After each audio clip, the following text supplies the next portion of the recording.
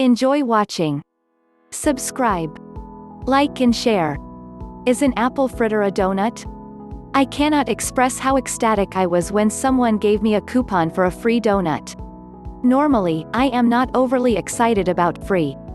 All I had to do was fill out a little survey online and they would send me a code that would guarantee me a free donut. In my daily diary diet, I have a whole section devoted to the subject that when a forbidden food is free it cancels out all calories. When I first told the gracious mistress of the parsonage, she looked at me rather strangely and said, "Who said that? I know we are both getting old, but we are not that old." I got close to her, waved my hand so she could see me and said, "It's me. I just said it.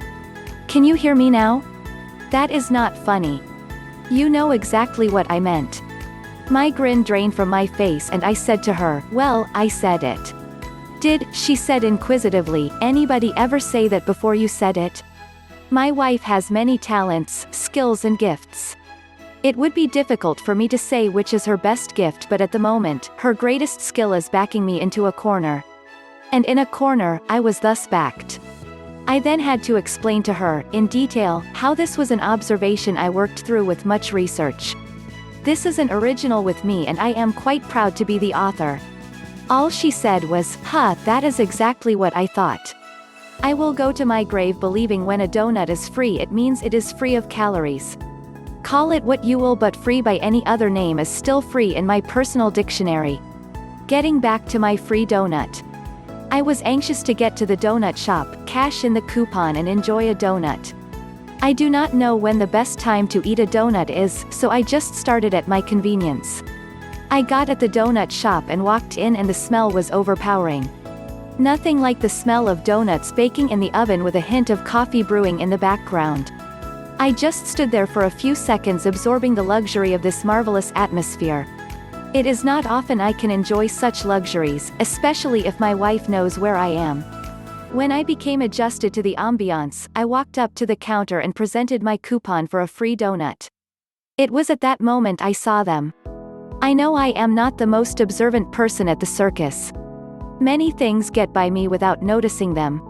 Sometimes I am just in deep thought and not aware of my surroundings.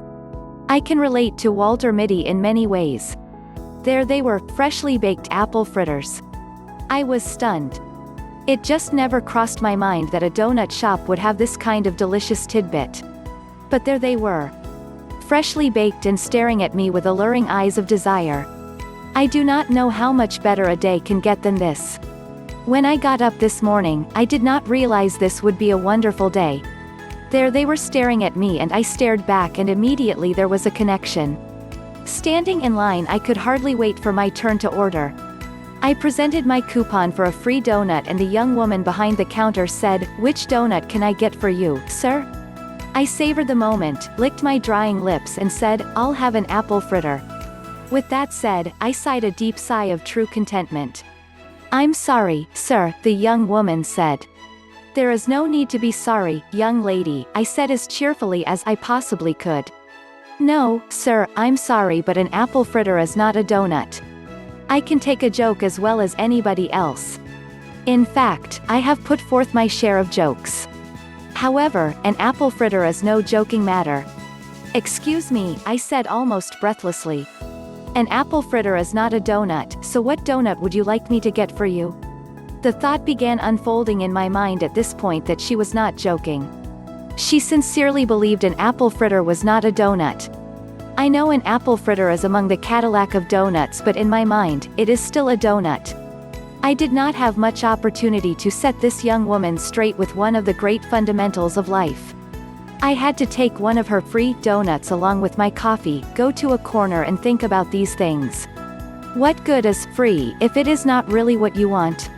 Sometimes people use the word free as a device to get you to a place where they can sell you something else. The Bible is the only place I will accept a free offer.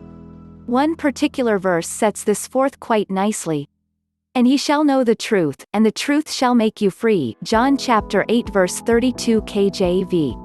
This is often used out of context. The truth that makes us free indeed is none other than the truth about Jesus Christ. He is the only one capable of delivering something absolutely free. Thank you for watching. Don't forget to subscribe, like and share.